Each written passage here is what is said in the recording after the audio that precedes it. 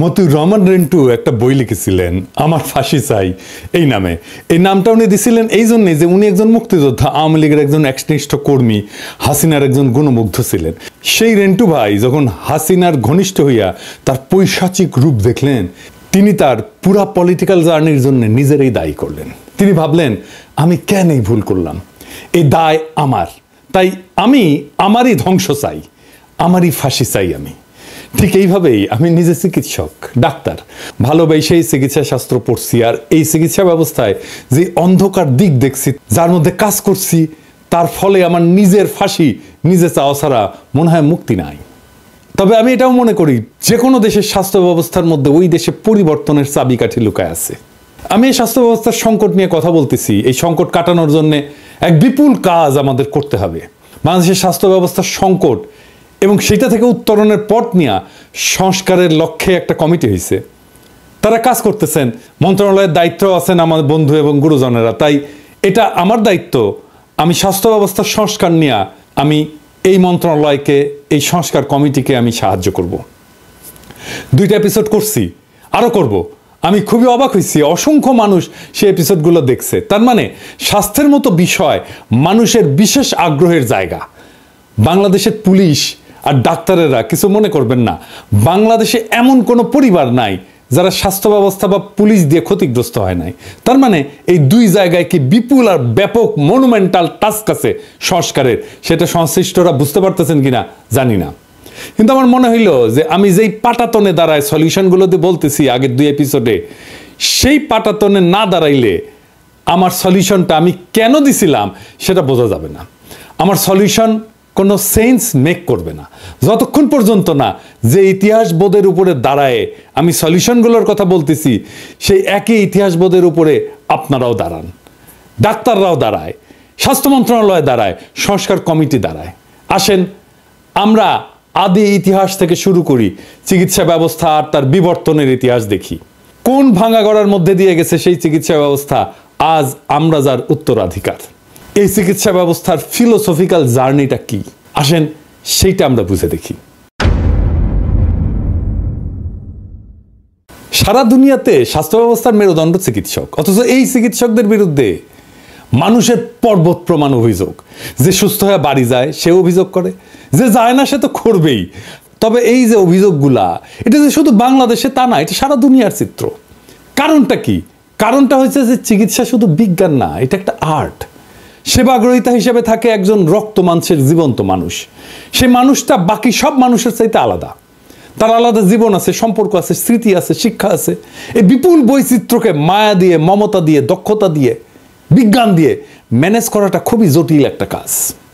এই জটিল কাজটাই করেন ডাক্তার। 2008 সালে হলিউডে একটা সিনেমা হয়েছিল, নাম নাইটস ইন রোদান্থ। সেই সিনেমার নায়ক রিচার্ড টেফানি গেইর অভিনয় করছেন একজন ডাক্তারের ভূমিকায়। সিনেমায় ওই ডাক্তারের নাম হচ্ছে ডাক্তার ফ্লেনার। ডাক্তার ফ্লেনারের হাতে সার্জারির সময় তার এক বৃদ্ধা রোগী সার্জারির বেডেই মারা যায়। ডাক্তার ফ্লেনার আসছেন সমুদ্রের ধারে একটা শহর রোদান্থতে বৃদ্ধার স্বামীকে কৈফিয়ত দিতে। ফ্লেনার বলতেছে যে অ্যানেস্থেশিয়ার জটিলতায় 50,000 জনের মধ্যে একজনের এরকম দুর্ঘটনা ঘটতে পারে, যে দুর্ঘটনাটা তোমার স্ত্রীর ক্ষেত্রে ঘটছে। বৃদ্ধ কিছুক্ষণ চুপ করে শুনে বললেন যে 50,000-এ একজন একটা সংখ্যা, আমাদের 43 বছরের দাম্পত্য জীবন। আচ্ছা ডাক্তার, তুমি কি আমার স্ত্রীর চোখের তারার রংটা দেখছিলা? এই যে আবেগের তীব্রতা, সেটা ডাক্তার ফ্লেনার সামাল দেবে কিভাবে যদি না 2 পক্ষের বিশ্বাস আর এমপ্যাথির একটা সম্পর্ক তৈরি না হয়? পৃথিবীর কোনো পেশাকেই তো এমন তীব্র মানবিক আবেগ মোকাবেলা করতে হয় না। আমার ডাক্তার হওয়ার মোটিভেশন বগুড়ার তারা ডাক্তার। বাবার বন্ধু ছিলেন, আমাদের পারিবারিক বন্ধু ছিলেন, অসম্ভব রূপবান এক মানুষ ছিলেন। এমন মমতায় উনি রুগী দেখতেন, এমন অপূর্ব ছিল ওনার হাসি, ওনার উপস্থিতি রোগ অর্ধেক ভালো কইরা দিত। উনি যখন বগুড়া আলতাফুন্নেসা খেলার মাঠের পাশের রাস্তা দিয়ে স্টেথো গলায় ঝুলায় যাইতেন, হাঁটতেন, তখন মনে হইতো দুনিয়ার সমস্ত সৌন্দর্য উনার উপরে ভর করছে। আমারও ছোটবেলায় মনে হইতো ঠিক এইভাবে স্টেথো গলায় আমাকে মাঠের পাশ দিয়ে হাইটে যেতে হবে। ডাক্তারি পেশা এতটাই সেলিব্রেটেড ছিল, কাঙ্ক্ষিত ছিল, আমি ডাক্তার হইতে হইতে সেই দিনগুলো কোথায় যেন হারায় গেল।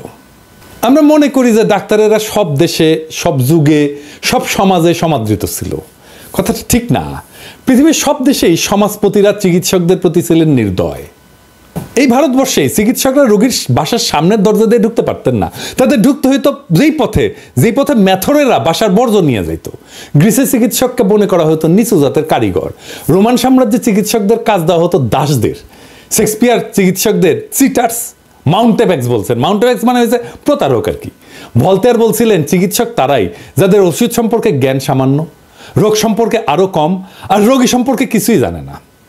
সেই ভলতেয়ার, যিনি এক বুদ্ধিবৃত্তিক বিপ্লবের জমিন তৈরি করবেন আধুনিক দুনিয়ায়, সেই ভলতেয়ার ডাক্তারদের কি ভাবতেন দেখেন। 1301 সালে বাংলা সাহিত্যপত্র চিকিৎসা সম্পর্কে লিখতেছে, এখন দেখিতে পাওয়া যায় যে কোনো লোক জমিদারি সেরাস্তায় কার্য করিতেন অথবা পণ্ডিতি করিয়া আসিতেছেন। মধ্যে খেয়াল হইল নিদান শাস্ত্র পড়ি। তিনি নিদান শাস্ত্র কিছুদিন পড়িয়া বিশেষ একটি উপযুক্ত সাইনবোর্ড লিখিয়া একজন সুচিকিৎসক হইয়া পড়িলেন। ব্যাবিলনের শাসক হাম্বুরাবি একটা অদ্ভুত আইন করছিল, সার্জারিতে ভুল হইলে ডাক্তারের হাত কেটে নেওয়া হবে। মধ্যযুগে পশ্চিমা সাহিত্য বাচাল, ভার, অর্থলোভী, অপদার্থ চিকিৎসকদের নিয়ে কৌতুকের ছড়াছড়ি।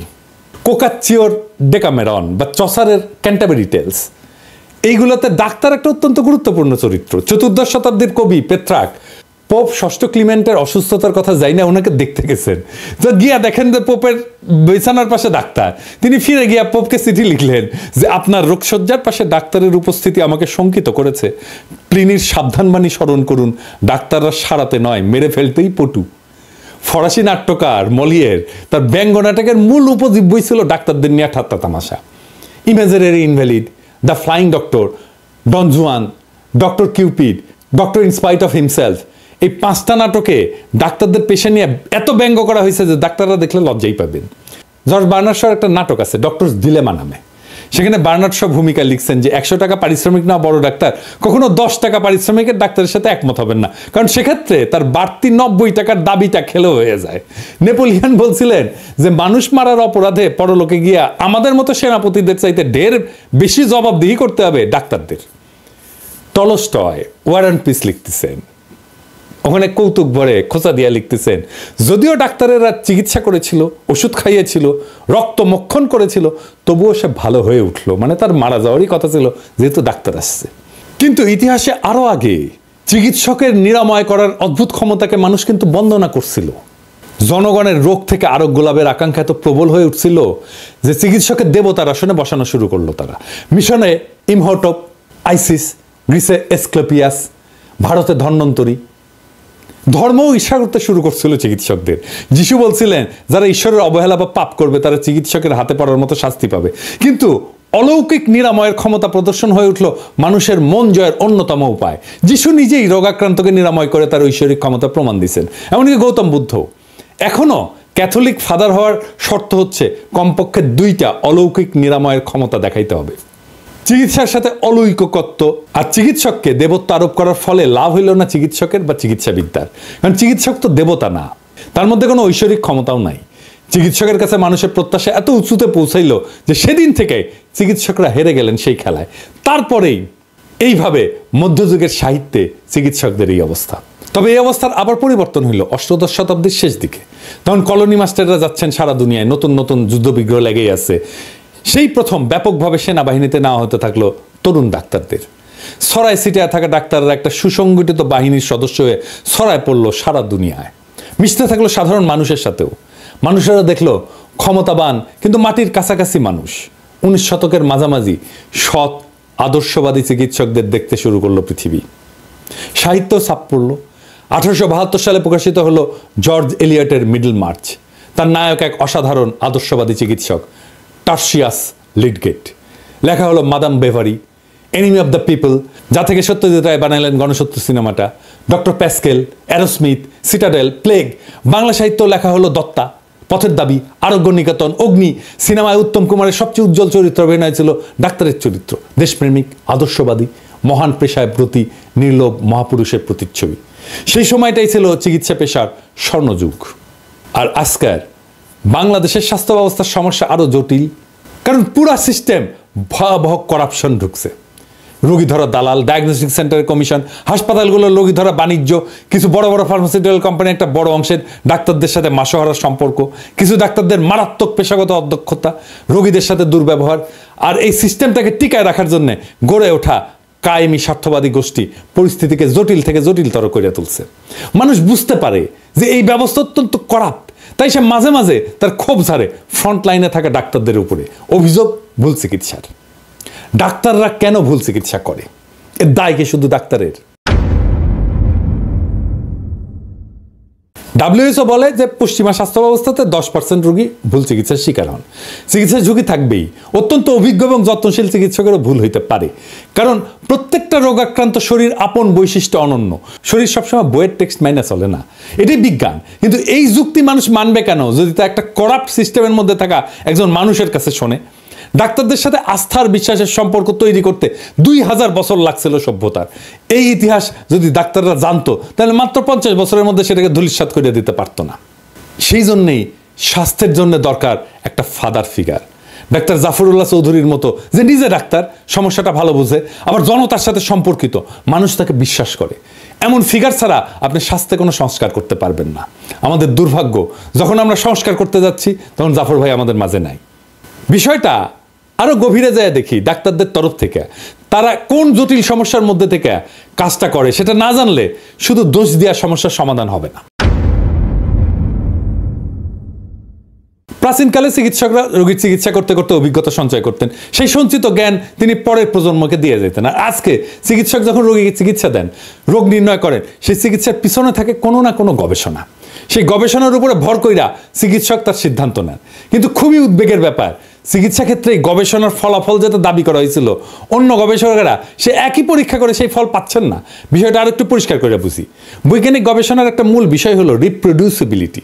তার মানে যে কোনো পরীক্ষা আবার করে দেখানো যেতে পারে, বারবার করলে একই ফল আসবে। এখানেই বিজ্ঞানের সাথে অন্য বিষয়ের তফাৎ। সেই কারণেই যেখানে এমনটা ঘটে না সেগুলোকে আমরা অবৈজ্ঞানিক বিষয় বলি।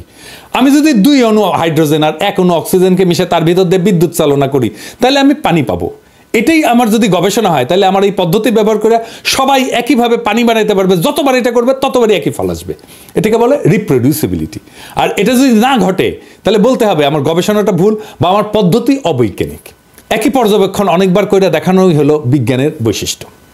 অথচ চিকিৎসা বিজ্ঞান সংক্রান্ত গবেষণায় ভয়ানক অবস্থা। প্রকাশিত গবেষণায় যা ফল পাওয়া যায় বলে দাবি করা হচ্ছে, তার বেশিরভাগই আবার নতুন করে গবেষণা করলে আর পাওয়া যাচ্ছে না। মানে আগের গবেষণাটাই ছিল ভুয়া। এটা সামান্য কথা না, কারণ এই গবেষণার উপর ভিত্তি করে চিকিৎসার ব্যবস্থা তৈরি হয়েছে। সেই চিকিৎসা লাখ লাখ লোককে দেওয়া হয়েছে। এই দায় কি তাহলে চিকিৎসকের? 2011 সালে আমেরিকার ভার্জিনিয়া বিশ্ববিদ্যালয়ের সাইকোলজিস্ট ব্রায়ান নোসেক তার সহকর্মীদের নিয়ে সাইকোলজির প্রায় 100টা গবেষণা আবার করছিলেন। এই কাজটা ইন্ডিভিজুয়ালি করা হয় না, কারণ বিজ্ঞানীদের যা দিয়ে উৎসাহ দেওয়া হয়, যেমন স্কলারশিপ, পুরস্কার, কমিটি মেম্বারশিপ, এগুলো পাইতে হলে চমকপ্রদ গবেষণার ফলাফল দেখাইতে হয়। তাই আগে হওয়া গবেষণা নিয়ে কেউ আর কাজ করতে চায় না, একই কাজ আরেকবার করে দেখতে চায় না। অবাক ব্যাপারে 100টা গবেষণার 3 ভাগের 1 ভাগ গবেষণার ফল ভুয়া। মানে আগের ফলের সাথে নতুন ফল মিলতেছে না। 2015 সালে সায়েন্স জার্নালে প্রকাশিত হয়েছিল সেই ফলাফল, 3 ভাগের 1 ভাগ ভুয়া। তাহলে এই গবেষণাগুলোর উপর ভিত্তি করে যে চিকিৎসা তৈরি হয়েছিল তার 3 ভাগের 1 ভাগ ভুল হবেই, যার দায় চিকিৎসকের না। অনেকে মনে করতে পারেন সাইকোলজিতে মন নিয়ে কাই কারবার, সেই মন তো আসলে অধরা, ধরা যায় না, তাই হয়তো এরকম অবস্থা। অন্যান্য শাখায় অবস্থাটা হয়তো তেমন খারাপ না, কিন্তু না। 2011 সালে বিখ্যাত ফার্মাসিউটিক্যাল কোম্পানি বায়ার জানাইলো যে ক্যান্সার সংক্রান্ত অনেক গবেষণা তাদের গবেষকরা আবার করে দেখছেন এবং মাত্র 4 ভাগের 1 ভাগ গবেষণার ফল মেলাইতে পারছেন। মানে 75 ভাগ ফল ভুয়া। পরের বছর আরেক ফার্মাসিউটিক্যাল কোম্পানি অ্যামজেন জানাইলো ক্যান্সার সংক্রান্ত বিখ্যাত 53টা গবেষণার মধ্যে মাত্র 6টার ফল তারা আবার মেলাইতে পারছে। মানে শতকরা 89 ভাগ গবেষণার ফল ভুয়া। একজনের গবেষণার প্রাপ্ত ফলের উপরে কাজ করে পরে কেউ একজন কাজ করে, এভাবে বিজ্ঞান আগায় চলে। তাহলে জ্ঞান যা গড়ে উঠছে তা কিসের উপরে গড়ে উঠছে? ভুয়া গবেষণা। Brian Nosek center for open science বলে একটা প্রতিষ্ঠান করছেন। তারা ক্যান্সার সংক্রান্ত 50টা নাম করা গবেষণা প্রবন্ধের ফলাফল পরীক্ষা করে দেখতে শুরু করলেন। 2012 সালে 5টা পরীক্ষা তারা করছিলেন প্রথমে, তার মধ্যে মাত্র 2টা পরীক্ষার ফল মিলছে, তা পুরোপুরি না। তাহলে এর অর্থ কি? এটা গবেষণা? এই গবেষণা ফাঁক ছিল, যা আগেই ধরা পড়ার কথা ছিল, অন্তত প্রকাশিত হওয়ার আগেই। তাহলে চিকিৎসা বিজ্ঞান কার উপরে নির্ভর করবে? এই ভুল আর মিথ্যা গবেষণা কর্মের উপরে এগুলো ছাপা হয়েছিল বিখ্যাত সব মেডিকেল জার্নালে। কিভাবে সেগুলো ছাপা হইলো? এত রিভিউয়ার আছে জার্নালগুলোর, তাদের কারো কাছে গবেষণায় ফাঁক ধরা পড়লো না। এই রিভিউয়ার প্রসেসটা বলি, যারা এই বিষয়টা সম্পর্কে জানেন না। ধরো যাক আপনি একটা গবেষণা ফলাফল পাঠালেন একটা জার্নালে ছাপানোর জন্য, সেই লেখাটা কয়েকজন সেই ফিল্ডের কয়েকজন প্রথিতযশা রিভিউয়ারের কাছে পাঠানো হবে রিভিউ করার জন্য, অনেকটা পরীক্ষার খাতা দেখার মতো। তারা সেই গবেষণাটা নিরীক্ষা করে দেখবেন গভীরভাবে যে গবেষণাটা ঠিক আছে কিনা। কিন্তু আসলেই কি তারা খুঁটায় খুঁটায় দেখেন? 1998 সালে বিখ্যাত মেডিকেল জার্নাল ব্রিটিশ মেডিকেল জার্নালের সম্পাদিকা ফিওনা গডলি একটা দুষ্টামি করে পরীক্ষা করছিলেন। তিনি একটা মন গড়া প্রবন্ধ 200 জনকে পাঠাইছিলেন এবং ইচ্ছে করেই 8 ধরনের ভুল ঢুকাই দিছিলেন। কেউই 8টা ভুল ধরতে পারেনি। 200 জনের কেউ 8টা ভুল ধরতে পারেনি। গড়ে সবাই 2টা করে ভুল ধরতে পারছিলেন। ইন্টারেস্টিং ফাইন্ডিংস এটা। আগের যে উদাহরণগুলো দিলাম সেখানেও দেখছেন 1/4 গবেষণা আসলে ভালো, 3/4 গবেষণা আসলে ভুয়া। হার্ভার্ডের একজন বিজ্ঞানী জন বোহানান একটা ধুনফুন গবেষণাপত্র যার পুরাটাই ভুয়া, তিনি সেটা 304টা জার্নালে পাঠাইছিলেন। সে বানায় লেখা গবেষণায় লাইকেন জাতীয় একটা গুল্মের ক্যান্সার রোধী কার্যকারিতা নিয়ে তথাকথিত গবেষণায় গাল গল্প করছিলেন। আশ্চর্য কথা, কেউই এই গাল গল্প ধরতে পারেনি, কেউ না। অর্ধেকের বেশি জার্নাল লেখাটা উৎসাহ নিয়ে ছাপতে চাইছিল। কাণ্ড দেখেন। এই যে ভুলগুলা হচ্ছে তার সবই যে ইচ্ছা করে করা হচ্ছে তা না। কেন এই ভুলগুলা হয় আমি সেই গভীর আলোচনায় আর গেলাম না, আপনাদের বিরক্তির উৎপাদন হবে। তবে আমাদের দৈনন্দিন জীবন থেকে একটু উদাহরণ দিয়ে দেওয়ার চেষ্টা করি কিভাবে ভুলগুলা হয়। যখন আমরা কোনো বিশেষ মতবাদকে মনে প্রাণে বিশ্বাস করি তখন চারপাশের পৃথিবীর খবরাখবরের মধ্যে সেই মতবাদের সমর্থন খুঁজি। এটার ইংরেজিতে বলে কনফার্মেশন বায়াস। যদি আমাদের সামনে রাখা সেই তথ্যের মধ্যে আমরা মতবাদের সমর্থন খুঁজে না পাই তখন খবরটাকে গাঁজাঘুরিয়ে বলে মনে করি। বিজ্ঞানের জগতে এমনটা ঘটে। আমার হাইপোথিসিসের সাথে যদি তথ্য মিলে যায় সেটা ভুল হইলেও আমরা অনেক সময় গ্রহণ করে ফেলি। ব্রিটিশ মেডিকেল জার্নাল বলছে যে প্রকাশিত গবেষণার মাত্র 5% পাতে দেওয়ার মতো গবেষণা। প্রত্যেক মিনিটে প্রায় 2টা মেডিকেল গবেষণা প্রকাশিত হচ্ছে, আর যারা প্রকাশ করতেছে তারা বিলিয়ন ডলার কোম্পানি। এলসেভিয়ার পৃথিবীর সবচেয়ে নামী মেডিকেল প্রকাশনা কোম্পানির বছরের সেলস 3 বিলিয়ন পাউন্ড আর প্রফিট প্রায় 1 বিলিয়ন পাউন্ড। এমনকি এরা ফার্মাসিউটিক্যাল কোম্পানির কাছ থেকে টাকা নিয়ে ট্রেস ছাপায়। আর 99% ডাক্তারেরা আসলে পড়ে না, আর বাকি 1% ডাক্তারেরা পড়তে পারে না গবেষণা কর্ম। তাই তাদের ইনফরমেশনের সোর্স হয়ে ওঠে ফার্মাসিউটিক্যাল কোম্পানি।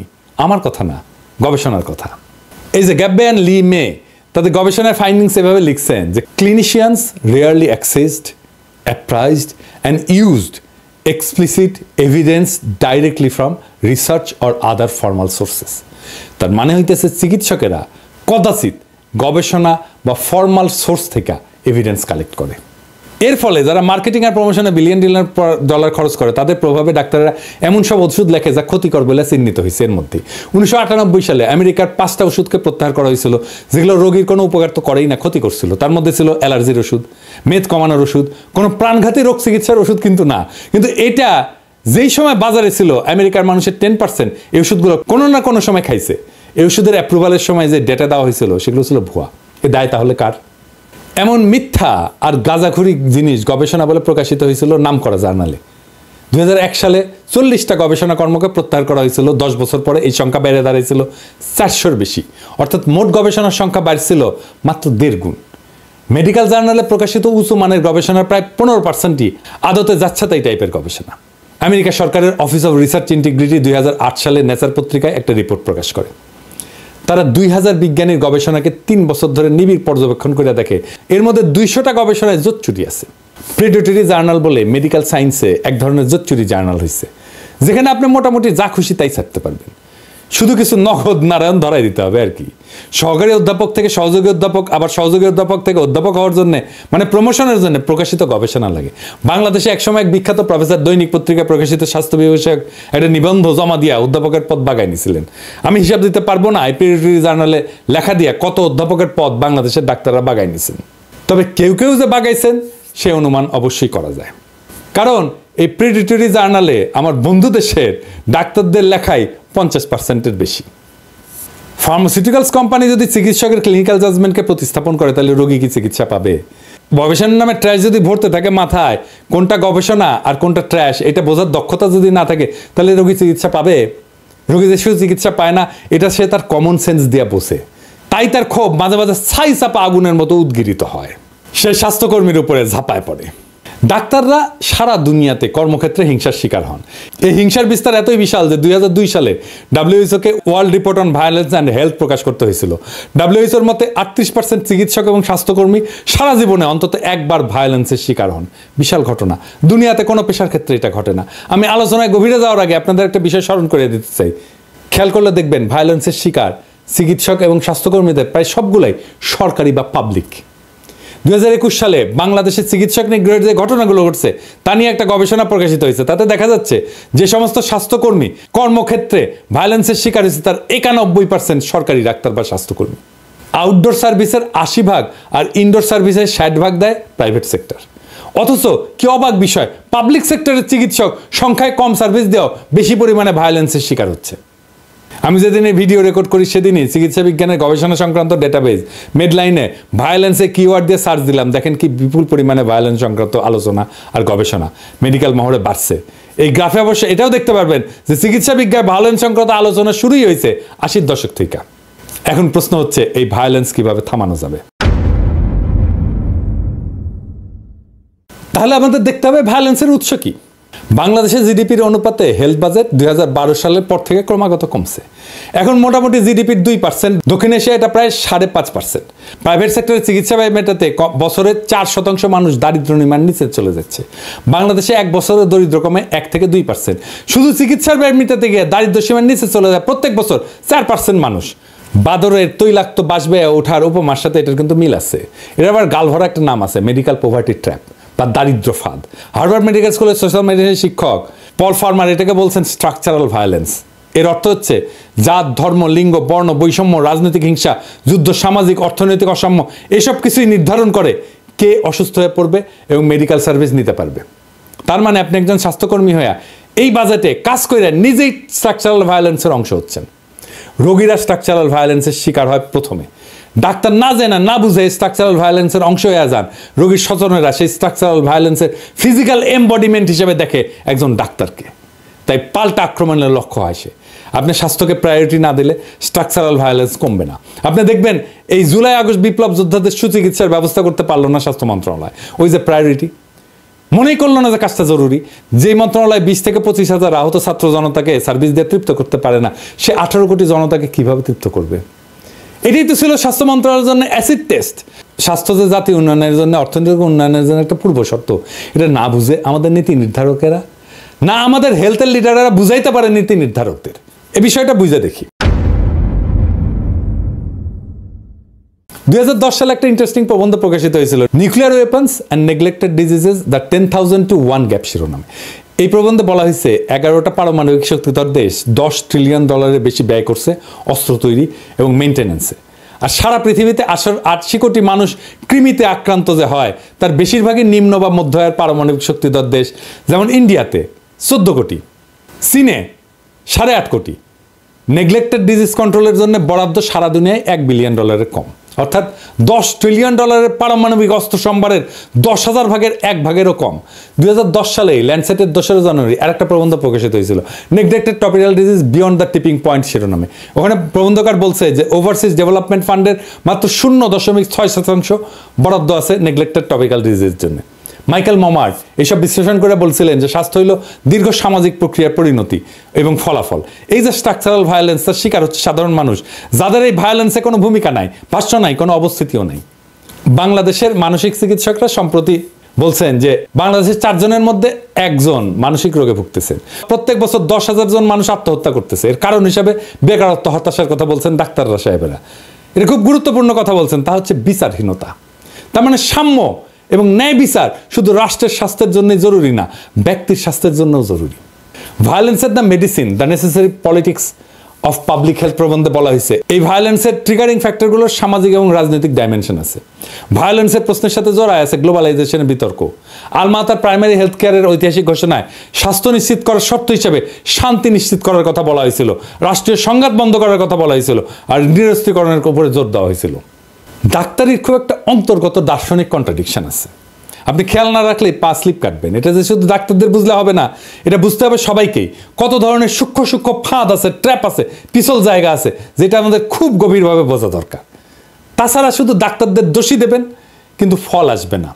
সংস্কারের কথা বলবেন, সংস্কার হবে না, কারণ মূল সমস্যার গভীরে যে বুঝতে হবে কোথায় সমস্যা। এই যে মেডিসিন শাস্ত্র বা চিকিৎসাবিদ্যা, এটার অন্তর্গত একটা হিংসার উপাদান আছে। একদিকে মেডিসিন আর্ট অফ হিলিং, আরেকদিকে রোগের হন্তারুক। দুই ক্ষেত্রেই মেডিসিনের কেন্দ্রে আছে মানুষ।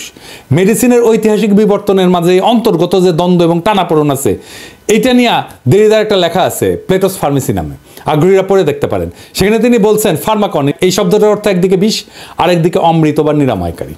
মেডিসিনও তাই। আবার দেখেন, আমরা রোগকে দেখি বায়োলজির দৃষ্টিতে, কিন্তু রোগকে বায়োলজির দৃষ্টিতে দেখার একটা বিপদ আছে। যেমন হার্ট অ্যাটাক হইলে হার্টে রক্ত চলাচলের কার্ডিয়াক এনজাইমের মার্কার এগুলো দেখতে হয়, না দেখে উপায় নাই। কিন্তু রোগী তো একটা রোগাক্রান্ত দেহ না, একটা জীবন্ত মানুষ। ডাক্তার তো একটা বায়োলজিক্যাল এন্টিটিকে চিকিৎসা করতেছে না, একটা বায়োসোশ্যাল এন্টিটিকে চিকিৎসা করে। বায়োসোশ্যাল থেকে বায়োলজিকে যখন আলাদা করা হয় তখন হয় এন্টিটি রিডাকশন।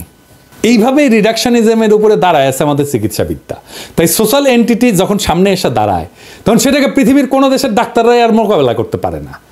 আবার আরেকদিকে দেখেন, আমরা যখন অসুস্থ হয়ে ডাক্তারের কাছে যাই বা হাসপাতালে যাই, সেখানে দেখা হয় আমাদের ক্লিনিক্যাল হেলথ, মানে সেখানে ব্যক্তির শরীরটা দেখা হয়। আবার ধরেন এই কোভিড মহামারীর সময় আমরা তখন পাবলিক হেলথের দৃষ্টিকোণ থেকে দেখি যেখানে কমিউনিটি গুরুত্বপূর্ণ, সেই সামাজিক অবস্থা গুরুত্বপূর্ণ যা পরিবেষ্টিত হয়ে মানুষ থাকে।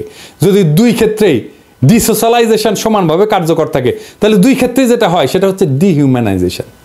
এরিক ক্যাসেলের একটা বেশ পুরনো লেখা আছে, শিরোনাম হচ্ছে দ্য রিলিফ অফ সাফারিং। সেখানে তিনি বলছেন রোগাক্রান্ত হইলে মানুষের মানব সত্তার অনেক কিছুকেই তছনছ করে দেয়, ব্যক্তির সমগ্রতাকে ভেঙে চড়ে সাফারিংসের জন্ম দেয়। এই সাফারিংসের বোঝার ক্ষমতা আধুনিক মেডিসিনের নাই। আমাদের টেক্সট বইকে ঢেলে লিখতে হবে। পুরো টেক্সট বই আর শিক্ষাদানের পদ্ধতি না বদলাইলে চিকিৎসাবিদ্যার রোগীকে বায়োসোশ্যাল এন্টিটি হিসেবে দেখতে পারবে না। এইবার আসেন হাসপাতাল প্রসঙ্গে। আমরা ডাক্তাররা সবাই হ্যারিসন পড়ছি মেডিসিনের টেক্সট বই হিসেবে। সে খোদ হ্যারিসনে হাসপাতাল সম্পর্কে বলা আছে, হাসপাতাল হচ্ছে একটা ইন্টিমিডেটিং এনভায়রনমেন্ট যেখানে রোগীর সেন্স অফ রিয়েলিটিকে অল্টার করে দেয়। এই সেন্স অফ রিয়েলিটি হচ্ছে রোগীর ব্যক্তিময়তা, মানুষ হিসেবে তার এন্টিটি। সেটা হারায় গেলে রোগী তার নিজস্ব জগৎকে হারায় ফেলে, সে হয়ে যায় একটা বেড বা কেবিন নাম্বার। হাসপাতালে এসে ব্যক্তিময়তা হারায় নৈর্ব্যক্তিক হয়ে যায়। আমরা নিজেরা বলি না বেড নাম্বার 14 রোগী, বেড কেবিন নাম্বার 1001-এর রোগী, বা অমুক প্রফেসরের রোগী, বা হাইপোথাইরয়েডের রোগীটা, বা রোগীর সেই হারায় ফেলা জগৎ এবং হাসপাতালের নৈর্ব্যক্তিক কেস নাম্বার দেয়া সাজানো জগতের দুর্বল লিঙ্ক হচ্ছে একজন ডাক্তার এবং তার ব্যক্তিময়তা। অথচ একজন ডাক্তার যখন গড়ে উঠতে থাকে সে তার ব্যক্তিময়তা হারায় ফেলতে থাকে, তার জগৎ সম্পর্কে রিয়ালিটি বদলাইতে থাকে। বাইরন গুডের একটা অ্যানথ্রোপোলজিক্যাল স্টাডি আছে এই নিয়ে, শিরোনাম medicine rationality and experience on anthropological perspective. এই বইয়ে তিনি দেখাইছেন যে কিভাবে মেডিকেল স্কুলে শুধু নতুন শব্দই শেখানো হয় না, চিকিৎসা শিক্ষার্থীর এক নতুন জগৎকে নির্মাণ করা হয়। একজন শিক্ষার্থীর ভিজুয়াল মেটাফোর বদলায় যায়। অ্যানাটমির কাছে ত্বক যা অনুভূতির অঙ্গ, তা হয়ে ওঠে একটা শিক্ষার সামগ্রী যা মাইক্রোস্কোপের নিচে দেখার অবজেক্ট। মোদ্দা কথা, চিকিৎসাবিদ্যা চিকিৎসককে যে বিপুল জ্ঞান সম্ভার দেয় তাতে রোগী নিজের দেহ এবং অস্তিত্ব সম্পর্কে একটা হীনমন্যতায় ভোগে। এটাকে দর্শনের ভাষায় বলা হয় এপিস্টেমোলজিক্যাল হাইপোকন্ড্রিয়া। এই এপিস্টেমোলজিক্যাল হাইপোকন্ড্রিয়ার এক ধরনের নমনীয় হিংসা, এবং এই হিংসা ধারণ করেন চিকিৎসক নিজেই। আপনি খেয়াল করলে দেখবেন কিছু ডাক্তার তার রোগীকে অবলীলায় বলে, আপনি বুঝবেন না, আপনি কি ডাক্তার? আমি নিজে ডাক্তার হয়ে শুনি, আপনি কি স্পেশালিস্ট? আমি যদি স্পেশালিস্ট হয়ে প্রশ্নটা করতাম তখন কি বলতো আল্লাহই মালুম। আর্থার ক্লিনম্যানের একটা বই আছে, বেশ পুরানো কিন্তু প্রাসঙ্গিক। বইটার নাম ইলনেস ন্যারেটিভ। তিনি বলছেন ডাক্তারদের সিলেবাসে এই বিশ্বাস জন্মানো হয় যে ডাক্তারদের জানা প্রয়োজন শুধু রোগের বায়োলজি, রোগের সাইকোলজিক্যাল, সোশ্যাল, কালচারাল অ্যাসপেক্ট জানাটা জরুরি না। ফলে একটা রোগ যখন রোগীর জীবনে একাধিক অর্থ নিয়ে হাজির হয়, সেটাকে বায়োমেডিক্যাল মডেলের মধ্যে ধরার চেষ্টা করা হয়, তখন শুরু হয় প্রসেস অফ ডিহিউম্যানাইজেশন। অথচ আমরা যেদিকে তাকাই না কেন, চারিদিকে আছে মানুষ, তার সমস্ত আকাঙ্ক্ষা, অপ্রাপ্তি, অসাম্য নিয়ে। সেই মানুষকে বাদ দিয়ে আমরা হামলায় পড়ি তার রোগের উপরে। রোগীর মধ্যে হাজির থাকা বায়োসোশ্যাল এন্টিটির বদলে রোগের উপরে হামলায় পড়ার ঘটনা ঘটে মেডিকেল ইন্ডাস্ট্রিয়াল কমপ্লেক্সের নিপুণ পরিচালনায়। কি এই মেডিকেল ইন্ডাস্ট্রিয়াল কমপ্লেক্স? 1980 সালের 23 October New England journal of মেডিসিনের সম্পাদক আর্নল্ড রেনম্যান একটা সারা জাগানো প্রবন্ধ লিখছিলেন the new medical industrial complex নামে। তিনি পাঠকদের সতর্ক করে দিয়ে বলছিলেন যে এই মেডিকেল ইন্ডাস্ট্রিয়াল কমপ্লেক্স আমাদের ফিউচার মেডিকেল সিস্টেমের দখল নিয়ে নেবে, কিন্তু তারা আমাদের অ্যাকচুয়াল হেলথ প্রায়োরিটিকে গুরুত্ব দেবে না। তাই কিন্তু হয়েছে আজ প্রায় $11 ট্রিলিয়ন বাণিজ্য ক্ষমতা সম্পন্ন হেলথ কেয়ার ইন্ডাস্ট্রি প্রায়োরিটি কি? এদের প্রায়োরিটি টাকা চুল গজানোর ওষুধ বা পৌরুষ জাগ্রত করার ওষুধ। টিবির ওষুধ আসেনি আজ পর্যন্ত 50 বছর। রিফাম্পিসিন কিন্তু টিবির ওষুধ হিসেবে আবিষ্কার হয়নি, লেপ্রোসির ওষুধ হিসেবে আবিষ্কার হয়েছিল, জানেন নিশ্চয়ই। ফাইলিয়ার বা কৃমির ওষুধ তৈরি হয় না। আরেকটা জায়গায় যেখানে তারা ওষুধ তৈরি করে সেটা হচ্ছে ক্যান্সারের ওষুধ, কারণ ক্যান্সার রোগীর পরিবার আর তার স্বজনদের অসহায়ত্বকে ক্যাপিটালাইজ করে সর্বোচ্চ মুনাফা তৈরির সুযোগ তৈরি করে দেয়। আর চিকিৎসা সেবায় যে মেটাফর ব্যবহার করা হয় সেটাও চিকিৎসা ব্যবস্থাকে ডিহিউম্যানাইজ করে। মেটাফর সবসময় সামরিক। কোভিড মহামারীর সময় দেখছেন না ডাক্তাররা বলতে কোভিড যোদ্ধা। হ্যাঁ, প্রায় 150 বছর আগে যখন অ্যান্টিবায়োটিক প্রথম একটা রূপ আবিষ্কার হয়েছিল তার নাম দেওয়া হয়েছিল ম্যাজিক বুলেট। এমনকি হোমারের সময় চিকিৎসায় সামরিক মেটাফর ব্যবহার করা হয়েছে। 1914 সালে ব্রিটিশ মেডিকেল জার্নালে ক্যান্সারকে নৈরাজ্যবাদী এবং ক্যান্সার কোষগুলোকে বলশেবিক কোষ বলা হয়েছিল। মানে টার্গেট মেটাফরগুলোকে পলিটিক্যাল অপোনেন্টের নামে করা হইতেছে। এই যে যুদ্ধের মেটাফর ইউজ করলে রোগকে দেহ থেকে বিচ্ছিন্ন করে ফেলা যায়, ফলে রোগীর সাফারিংস কোনো বিবেচ্য বিষয় হয় না। বিবেচ্য বিষয় থেকে রোগীর দেহ থেকে আলাদা রোগটা। ফলে মেডিকেল ইন্ডাস্ট্রিয়াল কমপ্লেক্সের যোদ্ধারা সকল যুদ্ধাস্ত্র নিয়ে ঝাঁপায় পড়তে পারে। 2016 সালে আমেরিকান জার্নাল অফ বায়োএথিক্সের একটা পুরো সংখ্যা ছিল এই মেডিসিনের যুদ্ধের মেটাফর ব্যবহার নিয়ে। সেই সমস্ত রোগে যুদ্ধের মেটাফর ইউজ করা হয় যেখানে মুনাফা গগনচুম্বী।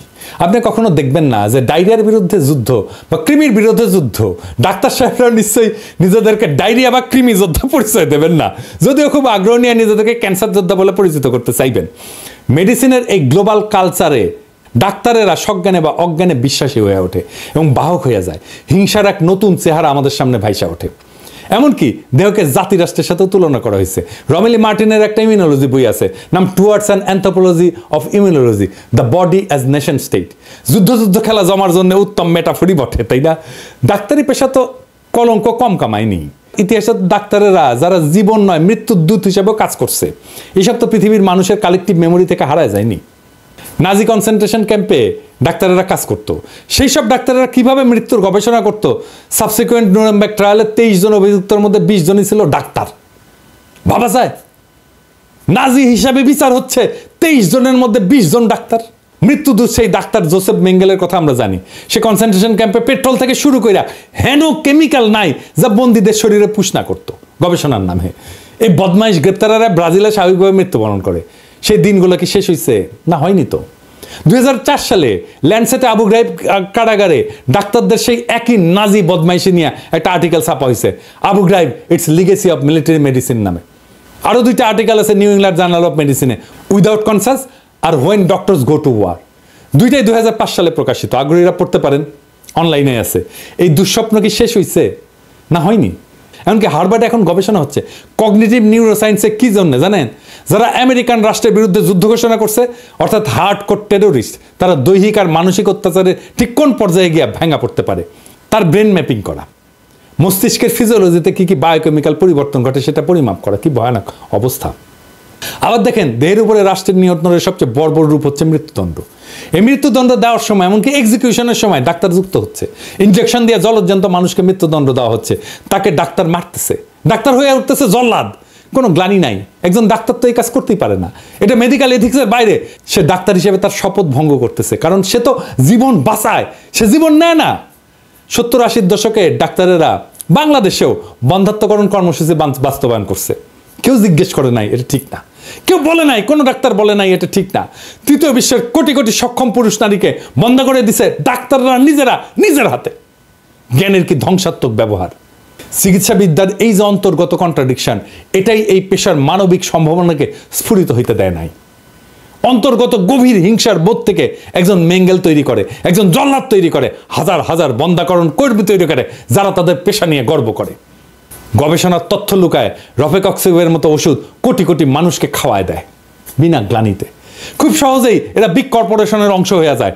তৈরি হয় দানবীয় মেডিকেল ইন্ডাস্ট্রিয়াল কমপ্লেক্স, যার একমাত্র লক্ষ্য মুনাফা আর মুনাফা আর মুনাফা। এই হিংসাই হইতেছে সেই বিপন্ন বিস্ময়। 18 শতকের সার্জন এবং অ্যানাটমিস্ট উইলিয়াম হান্টারের ভাষায় নেসেসারি ইনহিউম্যানিটি। তিনি তার ছাত্রদের বলতেন, earn a necessary inhumanity by dissecting the dead. একটা বিখ্যাত বাংলা কবিতা আছে উইলিয়াম হান্টারের মেটাফর নিয়ে, মনে পড়তেছে কি? জীবনানন্দ দাশের কবিতা। আরও এক বিপন্ন বিস্ময় আমাদের অন্তর্গত রক্তের ভিতর খেলা করে, আমাদের ক্লান্ত করে। লাশ কাটা ঘরে সেই ক্লান্তি নাই, তাই লাশ কাটা ঘরে চিত হয়ে শুয়ে আছে টেবিলের পরে। এই লাশ কাটা ঘর থেকেই শুরু হয় একজন ডাক্তারের নেসেসারি ইনহিউম্যানিটি।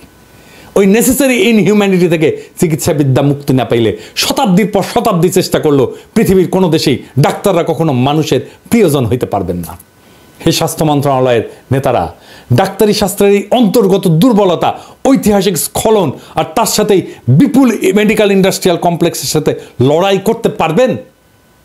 আমি ভয় দেখাইতেছি না, কাজটা কত ব্যাপক আর বিপুল তা মনে করাই দিচ্ছি আর কি।